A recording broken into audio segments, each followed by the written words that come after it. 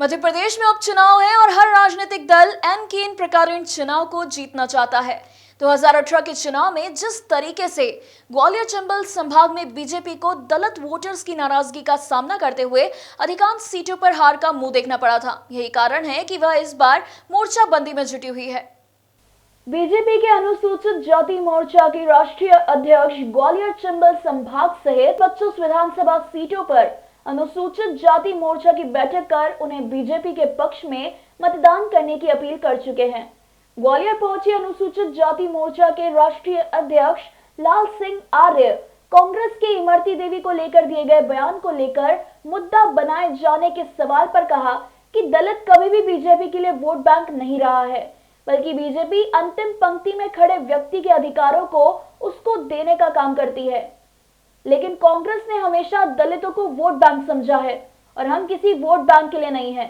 उन्होंने कहा कि यह केवल इमरती देवी का ही अपमान नहीं है, यह समस्त दलितों का अपमान है। इसलिए हम इस मुद्दे को उठा रहे हैं और जनता को बता रहे हैं कि आखिर कांग्रेस उनके बारे में क्या सोचती है। पिछले 72 सालों में कांग्रेस के लिए दलित गरीब मुद्दा रहा होगा, मेरे लिए या भाजपा के लिए वो मुद्दा नहीं है। वो देश का सम्मान है, वो संविधान की आत्मा है, वो हमारे समृद्ध समाज के अंग है, भारत के अंग हैं। इसलिए हमने मुद्दा नहीं माना है। संविधान के कानून के तहत जिन्हें सम्मान देना चाहिए उन्हें संविधान विरोध में जाकर अगर कोई दलित महिला को गाली देता है या उसके बारे में टिप्पणी करता है, वो केवल इमरती देवी का अपमान नहीं है, वो देश की महिलाओं का अपमान है, दलितों का अपमान है।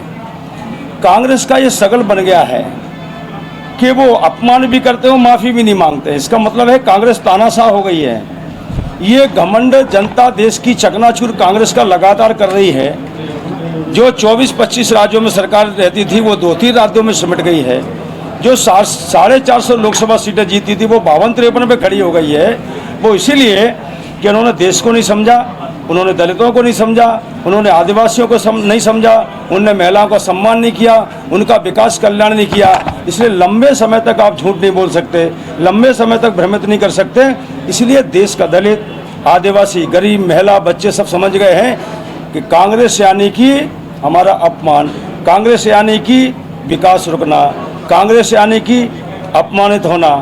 इसलिए कांग्रेस को लोग धीरे धीरे छोड़ते जा रहे हैं। और मैं एक बात जरूर कह रहा हूँ, 3 तारीख के चुनाव मध्य प्रदेश में मध्य प्रदेश का दलित इमरती देवी के अपमान का बदला जरूर लेगा, एक महिला के अपमान का बदला जरूर लेगा और कांग्रेस का जो अहंकार है वो चकनाचूर जरूर होगा।